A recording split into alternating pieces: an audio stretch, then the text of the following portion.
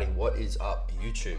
We are gonna do a run through of my food today. So day on the plate, pretty much from the first meal of the day to the last meal of the day. Give you some insights of what I actually eat as a men's physique competitor. I'm an amateur level, but also little things I like to do during the off season as well to make food a bit more enjoyable too. But anyway, we'll get on with the day. I've got a little concoction here. I'll run you through what I'm going to do to start with. And then I'm gonna go for a walk and I'll be back for brekkie, okay? So we've got some aloe vera juice, apple cider vinegar. This is some creatine in a pre-workout container, trust me on that. Some hydration and we'll say electrolytes, and then some lemon juice. So I'll literally get all that, put it into a shaker and just drink that while I'm walking. Main focus is just get the hydration in and get my digestion in a good spot before I have my first meal. So once I get back from the walk, it'll be my first meal there will be breakfast. So I'll see you there. One crumpet, just gotta pop it in the toaster and we'll get the Nutella.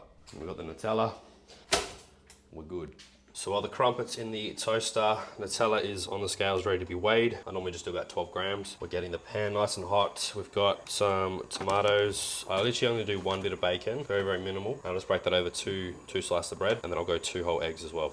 Nice and easy. All right, so that is brekkie there. So I've got 2 slices of toast with 1 bit of bacon under the egg, 2 eggs, tomato, 6 wheat bix, a whole banana, some honey, 20 grams of honey there, and then I've got almond milk with 40 grams of protein powder. So I'll mix that with the wheat bix once I'm ready to eat it. But that is it there. I'll chuck the macros on the screen so you know what exactly it is. All right, so we're on to meal 2. I am on the road at the moment, so I've got a prepped meal with me. Normally I would have this one at home, but because I've had a few appointments up in Perth today, I'm actually stopping in at World Gym Canning Vale for a leg session. But with me, I've got a meal prep, just chicken, sorry, not chicken, mince and rice with some peas, capsicum, onion, a little bit of Frank's red hot sauce, but nice simple meal. Generally give myself about 45 minutes to an hour to let this one digest before I train. And then looking at my leg session as well, there's a lot more isolated work at the start, so it's not too demanding. It's not going to be, you know, wanting to come back up. So it gives me enough time to let it digest and we are good to train. So I'm going to get this meal in and I'll see you at my next lot of supplements. Just while I'm having my meal here, just give you a little tip around meal prepping. So, you know, cooking your meal, whether the night before, or otherwise, even if you do it, you know, before you leave, you know, put it in a container, put it in like a bag or something that insulates the warmth of it. So then you can actually have it, you know, later down the track of the day and still be quite enjoyable. There's nothing worse than eating fucking cold food, unless it's an actual cold meal. So if it is a prepped meal in advance, just heat it up, whether it's microwave, air fryer, chuck it in the pan, however you want to cook it. And then you can literally let it sit for 2 or 3 hours. And when you go to eat it, it still tastes pretty fucking good. So, all right guys, so we're down here at World Gym Canning Vale, about to get after a leg session. Just having some pre-workout. Just, I'm currently taking the brand Nexus Perform 2.0. Very fucking potent. It does say take 2 scoops. I'm only taking 1. I'm not a big fan of having too much caffeine, but it does taste fucking wonders for me. So I'm gonna get this in and then we're gonna get into a leg session. Also on the table here, we've got my intra workout. So in the intra workout, we've got electrolytes, coconut water, got my Carb-X in there, so clusterdextrin, and then my little bit of secret, get the veins going, is the glycerol. Just 10 grams of glycerol. It is an alcohol, so just make sure you don't get pulled over on the side of the road because you will blow over. No, not just kidding, but you will blow, that's for sure. And then my protein powder, just again, it's just obviously I'm on the road, so I'd rather have a little bit of protein on me just in case, okay?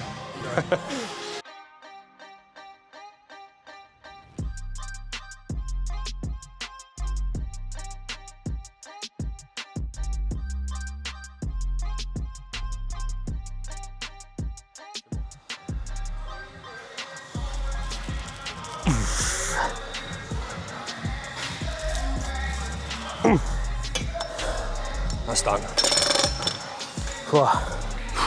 The biggest focus on doing a seated calf raise is that stretch at the bottom to some degree. You should feel a little bit of a stretch on the tibialis, the front of the shin there. And then it's a matter of driving through the inside ball of the foot, drive the heel through, up out of the hole, all the load in the calf. It's good. With a calf raise, you can literally chuck it anywhere in your workout, but as a men's physique competitor, calves are on show. We need to prioritize them. So I like to do calves at the start of my workout when I've got most of my energy. So I make sure I fucking push them hard. Otherwise, if they're tight on the back of the leg session, you know, I've used all my energy and they're kind of just gonna get, you know, a little bit of stimulus. I'd rather fucking flog them. So this is why we do them at the start.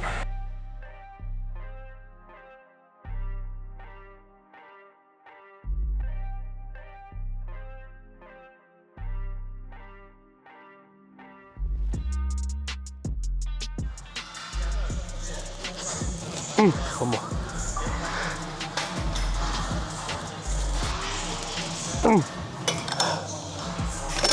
Happy there. Kind of judge that, eh? When you start to feel that like deep burn, fatigue onsetting, you know there's only gonna be a couple more left in the tank. Let's try strive for 4. We get 4, we get 4. If we get 2, is what it is.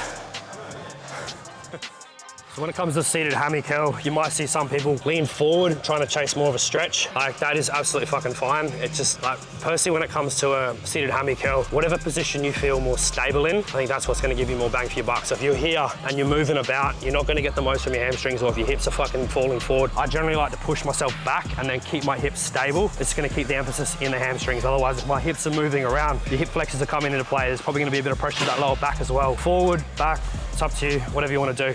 Just stay fucking stable.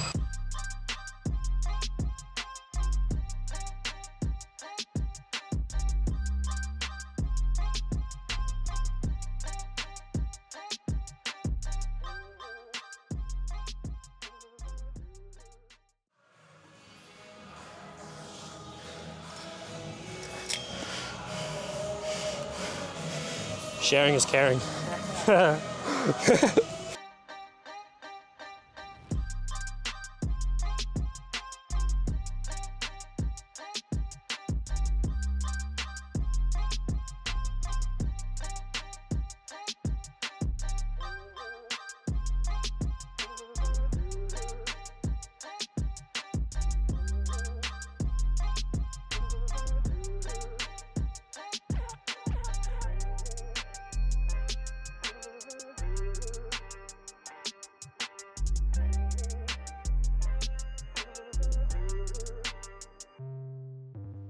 When it comes to leg extension, probably one of the biggest things I see a lot of people doing is kicking the weight up. You don't want to kick the weight up, you want to think about squeezing your quads so you're actually contracting the muscle you're trying to train to drive that weight up rather than kicking. So think about the quads moving the weight.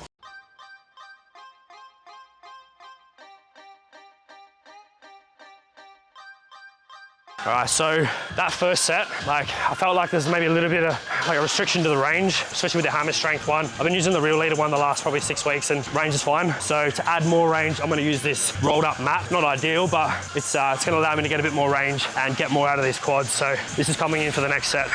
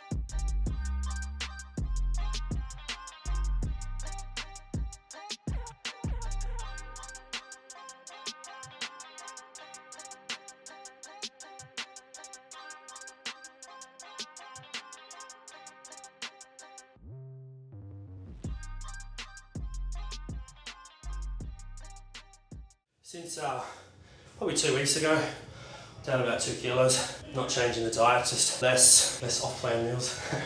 Just sticking to the actual calories. So body's holding less inflammation, less water. So it just gives me a drier, leaner looking look, which is not bad. Yeah, this is where we're at right now. 7 weeks on TRT. Just had the call to drop back to 100 mg of test now. My test is sitting a little bit higher. Well, my free test from my blood work is actually sitting higher than expected, running 150 mg. So it's a good sign that the test I'm running is good shit, but we don't want my free test to be sitting too high in health phase. I want to get it back down to physiological range. So give you some insights. So we're sitting around 900, just over 900, where we want it more 600. So we lower the test down, which will work out really well during this recovery phase. Like I'm not going to be in the gym training anyway, so we're better just to let the body heal, get the body into a very good spot before we jump back on and go fucking hard at it. Full fucking throttle. Like we're not holding back. I'll continue to train hard with what I can, but it's not until we're back on blast. We're going to accelerate pretty fast. Looking forward to it. So that's legs wrapped up there. Just having a shake. Like don't really need it, but I've got a good drive home, and ideally after a big leg session like that, I'm probably not going to be hungry for